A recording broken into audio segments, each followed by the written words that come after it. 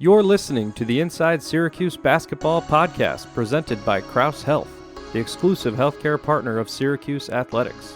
Well, welcome back to another edition of the Inside Syracuse Basketball podcast, and this is going to be a fun one today, folks. I'm going to break down the Atlantic Coast Conference with Brendan Marks of The Athletic. Brendan is based in the Triangle area, the Carolinas, so he knows up close all the four Carolina teams. He knows all the bricks on Tobacco Road. So we're just going to talk a little bit about the league before the college basketball season begins here in a few days. So Brendan, welcome to the podcast. No, thank you so much for having me. It's crazy to believe that it's less than a week out now. I'm very excited, but it feels like it just snuck up on us. Isn't that weird? We wait all summer and it feels like it's going to be forever for basketball, and then all of a sudden it's upon you. So I'm not complaining. I'm sure you're not either. Oh, absolutely not. Covering the games is the fun part of our jobs. Another fun part of our jobs is to speculate on what's going to happen and then look like fools in a few months. So let's get about the business of looking like fools in a few months, okay? The prediction business always does that. I'm ready. All right. I think the commonly held belief going into this season is that Duke is far and away the favorite in the league.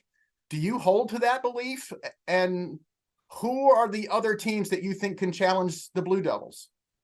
Yeah, I think just on paper, surely Duke makes the most sense as the preseason favorite. You've got four starters back from last year, which is unheard of continuity at Duke, especially in the last decade. But you also have the nation's number 2 recruiting class come in. And the difference this year compared to past years is maybe only one of those guys is starting. And it's not inconceivable that not every single one of those 5-star freshmen is even playing.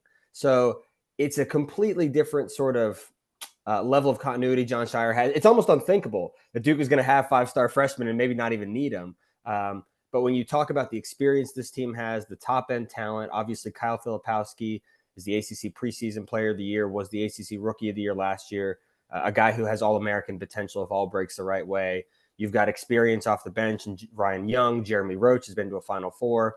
You kind of have all of the classic ingredients of a national title contender. So I do think that, at least on paper, Duke makes the most sense as the prohibitive favorite. For the past few years now, we've talked about the ACC being down relatively, right? So the league needs Duke to be good, but they also need some other teams to be good. So who are the teams that have that potential? Yeah, I think the conversation starts with the other teams who are ranked in the top 25 in the preseason. So Miami and North Carolina. And obviously, it doesn't matter what Miami seems to do in the postseason. They still don't get any respect. As it was really funny at ACC Media Day, North Carolina went immediately before Miami. Everybody was in there talking to North Carolina. And when the Final Four team comes in, everybody clears out of the room. Jim Larinaga is like, see you, don't let the door hit you. But I think that Miami, even losing Isaiah Wong, who's the ACC Player of the Year last year, losing Jordan Miller, who was sort of a do-everything wing for them, I think that the Hurricanes still have the potential to make things interesting with Duke. For one, they've had Duke's number the last few years. For two, you're still bringing back Nigel Pack, who increased all of his scoring and shooting averages from the regular season to the NCAA tournament. Now he should have the ball in his hands a little bit more. You still have Norchad Omie, and a guy who I think maybe is probably getting slept on, and if we were doing this podcast end of the year, we'd be talking about, is Wooga Poplar. I mean, I think there's a chance that he has sort of a breakout sort of role. So I think Miami is one, and then North Carolina brings back Armando Bott again. Brings back RJ. Year 8? Exactly. He's getting ready for to file Social Security. and then you've got RJ Davis and a lot of the guys who contributed to last season being so disappointing at North Carolina are now gone. You bring in a whole new class of transfers. It's guys who were hungry at their previous stops, didn't necessarily have a ton of winning. So those are the other teams that I look at as probably being Duke's primary challengers. But, Duke certainly still, I think, is in a class above those two, at least going into the season. You mentioned, too, the turnover at Carolina. And that's a lot of turnover for a team that's still universally getting picked to, in the top 20 nationally. Which of the newcomers, these transfers, and one of them at least is within the conference, Cormac Ryan, which of these guys do you think are going to be the ones to make a difference at Carolina? Yeah, I think there's two who stand above from the rest. And one of them is the guy you just mentioned, Cormac Ryan, coming from Notre Dame. So part of the reason why North Carolina became the first number one preseason team since the tournament expanded to miss the field altogether was because they couldn't shoot the ball, couldn't pass the ball. Finished second worst in North Carolina history last year in three-point shooting and worst in assists since that became a registered stat. So in comes a guy who's been a three-time captain. Isn't that crazy? That's Isn't that nuts. wild? Yeah. Yeah. So in comes a guy in Cormac Ryan who has been a captain for 3 years, who shoots 35% or better. A couple of years ago, he shot above 40% for a Sweet 16 team, can handle the ball. And again, he's even older than Armando Bott. He's 25 years old. So I think that it's crazy. College basketball, it's wild. And you've also got, I think, a guy who is going to be really, really interesting in Harrison Ingram, former McDonald's All-American, coming from Stanford, was a guy who North Carolina recruited heavily out of high school. And if you look at Hubert Davis the last 2 years in the transfer portal, he hit a home run with Brady Manick at the 4, and not so much with Pete Nance last year from Northwestern. Ingram is going to play both the 4 and the 3 for them this year, but he's the next guy in that mold. And he's not the shooter that Brady Manick was. Think of him more like a point forward, but both of those guys are going to be starters, and they're going to be big pieces for UNC. Yeah, Carolina doesn't have fifth-year grad students. They got doctoral candidates. Yes. Jeez. Oh, dudes. I mean, people talk about turnover in college basketball and not being able to know who the players are. Look at Carolina if you want to know who the players are. North Carolina is taking advantage of the COVID year. Let's just say that. Does Armando Bott add to his game, or have we seen what kind of player he is and he's just going to be more of that, which is, by the way, awesome at the college level? Right. I think we might see more from him defensively this year.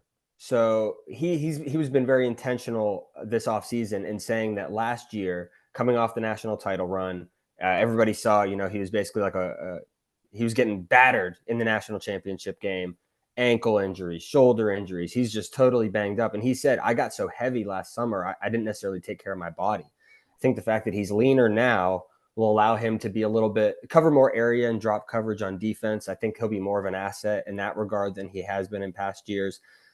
But offensively, like you said, the guy kind of is what he is. He's a conventional back to the basket big. He called himself. He's like, I'm a certified garbage man last year. And that's not a bad thing. That's what North Carolina needs him to be. They need him to dominate the low post. They need him to get offensive rebounds. They need him to get defensive rebounds. And if he can offer a little bit of rim protection, that's gravy at this point. But even still, like you said, that's a guy who's probably good enough to challenge for all ACC and all American honors. Might come down to which team wins the league, right?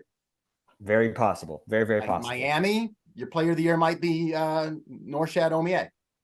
If it's Duke, it's probably going to be Filipowski. If it's Carolina, it's probably either Armando or RJ Davis. Right. Okay. Another team that's getting, I don't want to say getting a lot of love because, no one's picking them top 3, but they are consistently coming in right after those 3 nationally ranked teams. And that's Virginia. And you're going to have to walk me through this, Brendan. Virginia has 1 returning player. And I know they had a few guys that contributed a little bit off the bench last year, but it wasn't like they had a 6th man of the year guy, right? So no. What do you see in Virginia? Do you agree with the fact, with everybody else who's, voting him 4th in the ACC preseason poll? Yeah, on my personal ballot, I had them 5th. I had Clemson above Virginia personally. We'll get to the Tigers in a minute. I think it's, we'll see. But for Clemson, for Virginia, it's kind of I'm in the same boat as you are. I look at what Virginia is bringing back, and Reese Beekman, I think, before he was injured last year and sort of played the second half of last season a little bit hobbled. Mm-hmm. Before that, he looked like an all ACC guy. I mean, he looked like an NBA prospect, two-way. He was shutting down the opponent's best perimeter player. He was carrying the offensive load. Like, he was doing exactly what Tony Benning wanted him to do, and that sort of dropped off. I think he's going to have even more of an opportunity to do that now. Obviously, we'll have to stay healthy, but after him, it's a lot of guesswork. Isaac McNeely's an interesting piece. Ryan Dunn is another interesting piece, a budding DeAndre Hunter clone, if you will. But it's a lot of speculation and it's a lot of projection. And so, we were talking about this a little off the air. I think this vote in having Virginia 4th is as much of a vote of confidence in Tony Bennett, maybe as we've seen since he's been in Charlottesville. And for him, I would say it's all since Virginia became the Virginia that we are used to it being now. This is the most uncertainty we've had about a Virginia team easily in over eight years or so. Yeah, and there's a bunch of writers and broadcasters in that poll who are sick of like voting Virginia 5th and seeing them win the league. And they're like, I'm not going to let Tony Bennett do that to me again. So I'm going to vote him as high as possible. Right. But I do think that you look at some of the pieces they brought in. I think they are interesting. McNeely's the guy to me who I think offensively can really be a nice compliment to Reese Beekman. You know, his 3-point proficiency at times, you know, his release is crazy quick. And the fact that last year he was the guy who was supposed to redshirt and ended up actually just sort of cracking his way into the rotation. And instead, the guy who redshirts ends up transferring this offseason to Creighton. So I think that McNeely can be an interesting compliment, but there's a lot of opportunity up for grabs. Let me put it that way. Okay. And you said actually you had Clemson 4th on your ballot. So let's talk about the Tigers. Obviously, PJ Hall is a potential first team all conference guy. I think he was on the preseason team. He is a fantastic player. They got their point guard back, Chase Hunter. They do lose Hunter Tyson, who I thought was outstanding. He was their best player last year. Totally agree. And some guy named Gerard has transferred in. You know a little bit about that guy? I know a little bit about that guy. I know he had a cannon for an arm on the football field in high school. Yeah. And he also had a cannon for an arm from 3-point range in college. So that's true. Yeah. So it's interesting. And I saw where Blue Ribbon yearbook, which I love Blue Ribbon. They actually had Clemson's backcourt of Hunter and Gerard, I think, listed as the 3rd best backcourt in the league, which is saying something. It is saying something. And I think there is potential for Clemson to be that good. Obviously the conversation with the Tigers starts with PJ Hall, like you said, who to me is perennially underrated. I mean, I know he had some injuries coming back at the start of last year, but the dude just scores. He does a little bit of everything. He can rebound the ball. Obviously Gerard is going to have the 3-point gravity that, I agree with you. I thought Hunter Tyson was Clemson's best player last year. There's a reason he's cracking the Denver Nuggets rotation right now, which is wild to think. But yeah, right. I do think that backcourt has has the potential. Top 3 feels high when you just say it like that. Like, oh, is Clemson really going to have a top 3 AC back? They might. Those guys are experienced. Those guys have proven production. And I think especially bringing in Gerard, it's not just the 3-point gravity, it's the experience. Clemson is an older team. They bring in Jack Clark from NC State, another guy who's been around the block a little bit. Alex Hemingway is back again. Like they have guys who have been there before. And I think Joe sort of contributes to that. So the one thing I think that maybe could get in Clemson's way early, it sounds like they've had some injuries. Jack Clark has continued to struggle with a hamstring injury that hamstrung him, no pun intended, at NC State last year. A couple of guys have sprained some ankles and things, but if healthy, I love Clemson's talent. I think this is, when healthy, a slam dunk NCAA tournament team. The one sad thing about Joe Girard going to Clemson is like the whole idea of, the nickname Logo Joe is kind of diminished because the logo at Clemson is so huge. I mean, you or I could make a shot from the Tiger Paw. The Tiger Paw is the top of the key. I mean, I kidded Joe about that, and he said, yeah, I know. He goes, Clemson and Florida State's logos really make it too easy. Well, I think Joe just didn't want to get more adventurous with his wardrobe. He said, I've got all orange. I'm stuck. I'm set. I don't need to rock the boat anymore. So, but I think, I really think that for all of the interleague transfers, and there's a good amount of them this year, I think that we're at end of the year. I think Joe's going to be right up there as one of the most impactful. All right. I want to bring you to another team of interest to this podcast, and they have a good backcourt too, I think, but it's different than Clemson. Syracuse. Judah Mintz, J.J. Starling. I think they're 2 outstanding players. They're both highly rated recruits, but as opposed to Clemson, which has 2 fifth-year guys, these guys are sophomores. Right. So what do you think of Syracuse? And let's start with that backcourt of Mintz and Starling. Yeah, I mean, I think stylistically it's different as well. I think you look at Joe, you look at Chase Hunter, like those are guys who can bomb it from deep. And, Judah Mintz and J.J. Starling are both best when they're attacking and being aggressive. And so, I can't imagine how many stories you've written about Syracuse's defense coming up this season. To me, just A How many few. hands? How many hands do you have? To me, I think the offense is almost going to be just as intriguing because to get those guys downhill, that to me is where they're at their best. Obviously, one of the reasons Judah came back is to try and improve his shot, to prove that he can carry a little more of that gravity, looking towards the next level.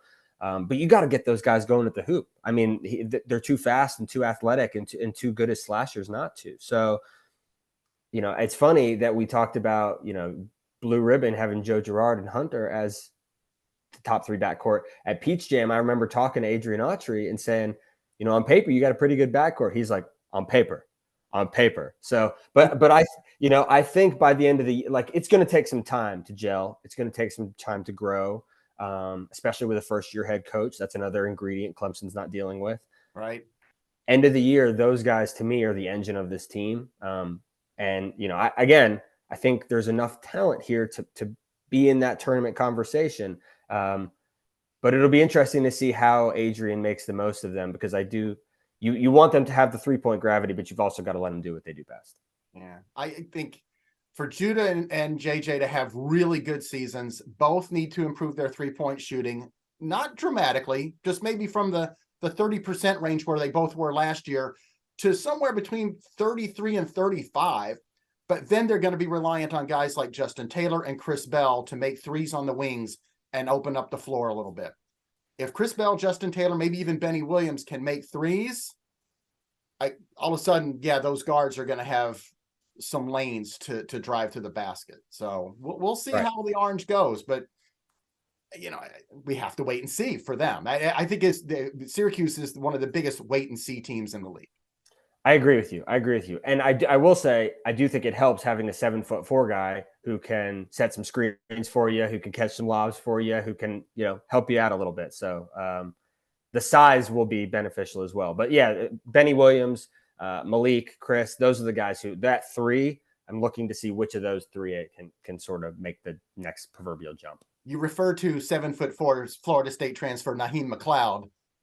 For anybody listening or watching the podcast, if you haven't seen it yet, a little plug here, go find the video that I did with Naheem at Syracuse's Media Day, just to talk about how daily life is for a guy who's 7'4". And the best part was when the camera panned up and they hit my head and then kept panning up before they got to Naheem. I mean, I have never felt so small in my life. And when we compared hand size, 2 of yours was one of his almost, I'm sure. I mean, they used to say of Michael Jordan that he had frying pan hands.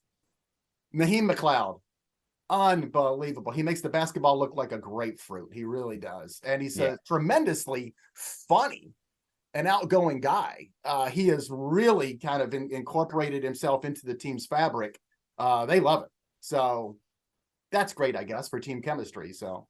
Yeah, and I think he's a good player. And again, the size is, you can't teach that. It can't not be an asset. So, all right. So from here, and I think Syracuse is part of this group I'm about to reference. After you get past the first 3 or 4 teams in the league, and maybe for you it's 5 because we'll put Clemson and Virginia there, I think there is a cluster of teams. Whether it's Wake Forest or Virginia Tech or NC State and Syracuse and maybe even Pittsburgh's in there, and I don't know who all else, but there's probably a bunch of teams there who think on a good day, we can finish 4th. But they're also in the back of their head thinking to themselves, God, I hope we don't finish 11th. Out of that group, who do you like? Well, I agree with you that there is a cluster. That's the word. And I think that, those are the teams we're talking about where it could go either way. But to me, the one who has the most high-end potential, if everything comes together, is Wake Forest. Just like Tony Bennett is earning, our vote of faith based on what he's done in the past. I think Hunter Salas is getting some preseason love because of what Steve Forbes has done the past 2 years with transfer portal guards. Yeah. Appleby, Alondis Williams 2 years ago. I mean, he brings in guys who are like basically ACC Player of the Years or Player of the Year candidates. So. Right. And this one, I would argue, is probably the most naturally gifted. This is a former 5-star kid. This is one who has size, has athleticism. And in Wake Forest recent scrimmage with Alabama, he was sensational. So I think that, Salas comes in. I think that he has an opportunity to make a real splash. Cam Hildreth is back. I think he's sort of a veteran savvy guy. But the one to me who is really the ceiling changer, and we'll see if he gets a 2-time waiver for eligibility, is Efton Reed. Right. At ACC Media Day, Steve Forbes said, with Efton Reed, we're a tournament team. We can be without him, but with him, we are a tournament team. Again, another 5-star guy, but you wait to see, is he going to be able to play? And I think what's interesting about this situation is he's a captain. Bring in a transfer, he's already a captain. And you don't know if he's even going to be able to play. So maybe that's part of the stick. But I think that if he is allowed to play, you put a legitimate back to the basket big man, somebody who can compete with those bigs we just talked about, can compete with a Norchad Omie, a Baycott, a Filipowski. He's a guy who can at least hold his own there. And then you surround him with Salas and Hildreth, a savvy guard. Damari Monsanto, who's one of the better 3-point shooters in the league, should be coming back around December, January time. Yeah. There's a lot to like about Wake Forest. And also, I think that Steve Forbes, he's been right there. He's been knocking on the NCAA tournament door. So I would selfishly like to see him get in, because I think that he's done a great job in turning that program around. And I think the ACC better when Wake Forest is good. And if Efton Reed can play, I think this is the year that Forbes cracks his tournament bubble. I agree with you on Wake Forest, and especially if Efton Reed is granted eligibility. We'll see how that goes. The NCAA has been a little weird about that. Sometimes they don't grant it right away, and as we saw with North Carolina's wide receiver in football, Tez Walker, and all of a sudden, like a month into the season, we change our mind. So I hope they don't do that to the kid. I hope he's either in or out and just be done with it. And if he has to sit down and take a redshirt year, so be it. But I also like Virginia Tech. And I know they lost Grant Basile, and my favorite player at Virginia Tech the past few years has been Justin Mutz. Yeah, you were smiling before I even said the name. I love him. I love the way he played. Yes. Love Justin Mutz. But Hunter Couture, Sean Padula, they got some guys that know how to play, and I kind of put Steve Forbes and Mike Young in together there as coaches who, have coached at other levels before they got to their current position. They wanted either East Tennessee State or Wofford or wherever, and these guys know how to put together a club and then get them to work. And I'm not going to discount the Virginia Tech team under Mike Young. I mean, he's good. He's really good. I think he's probably one of the more underrated coaches in the league. And if you took out that bad stretch they had last year, December or January, you take out that bad stretch, like they looked like a tournament team too.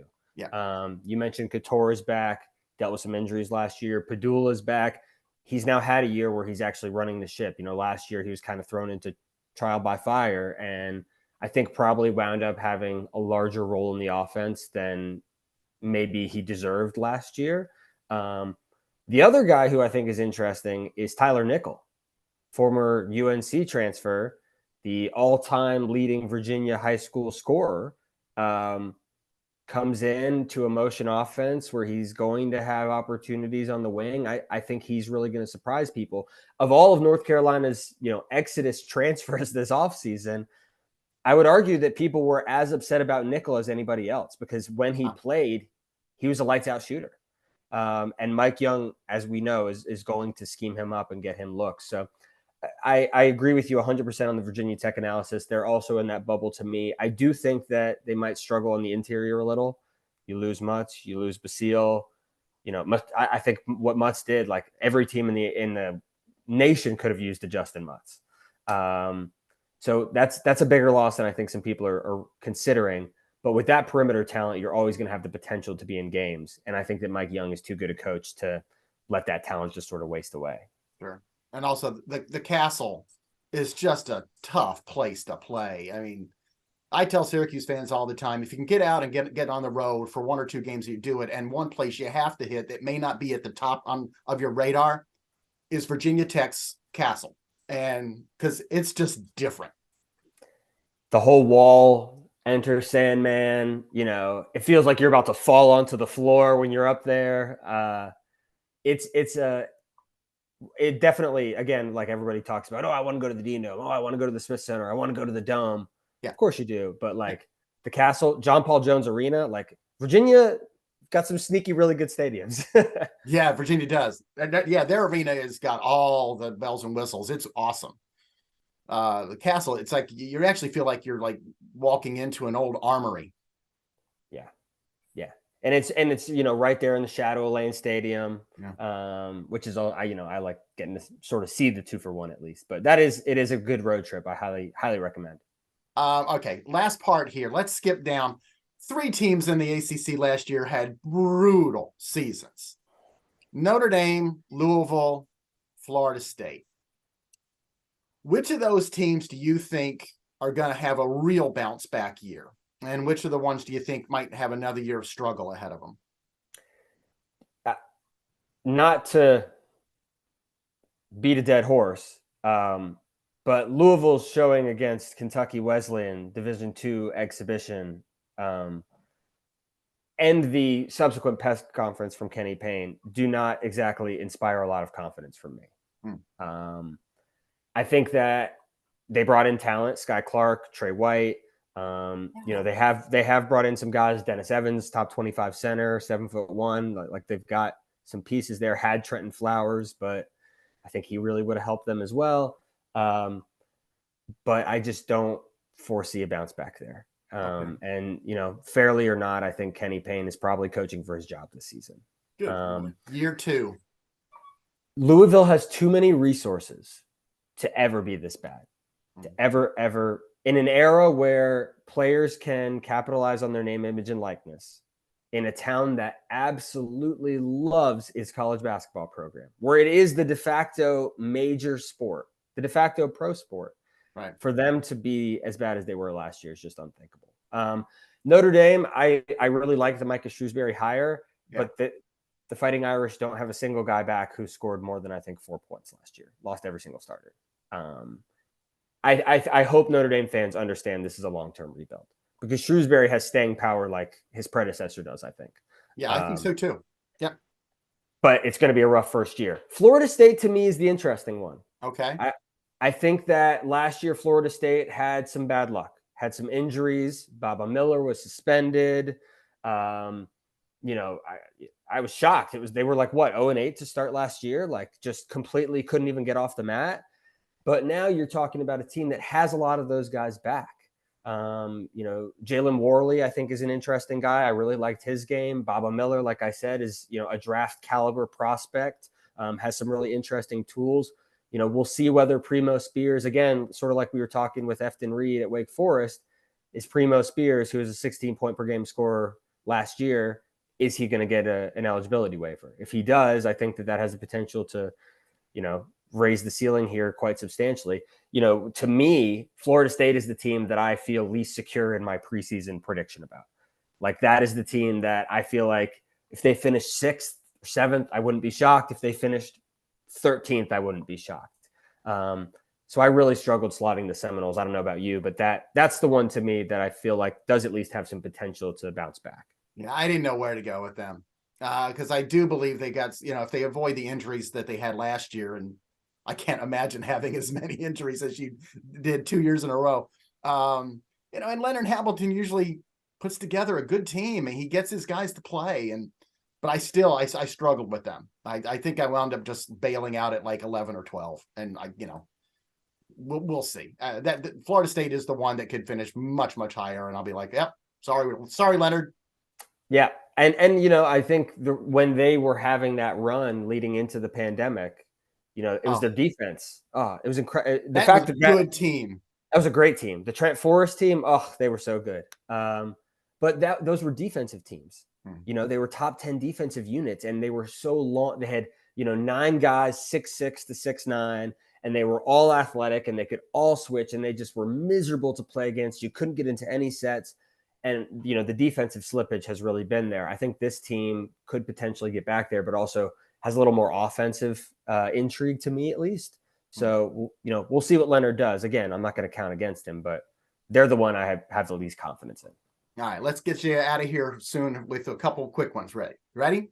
All right. Rapid fire. Let's hit it. not Duke, which ACC team can make the Final Four? Miami.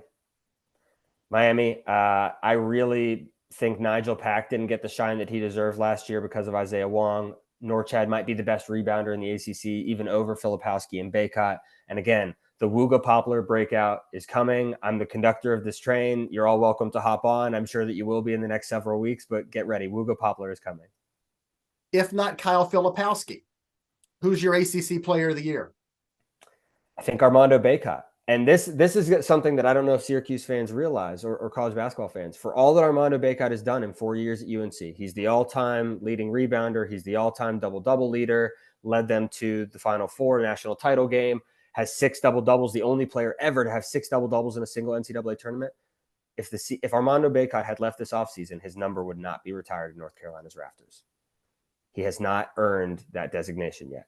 So I think you have a guy who's particularly motivated, a guy who is going to have much more of a larger role offensively. He is basically the only post presence they have. I think this might be the year that, after all of the close calls, Armando Bott finally gets that honor. What do you got to do to get your number up there? ACC Player of the Year, or be an All-American, or be the MOP of a tournament team. So 2 years ago, he was so close to so much of it, and I think there's some motivation there. Wow.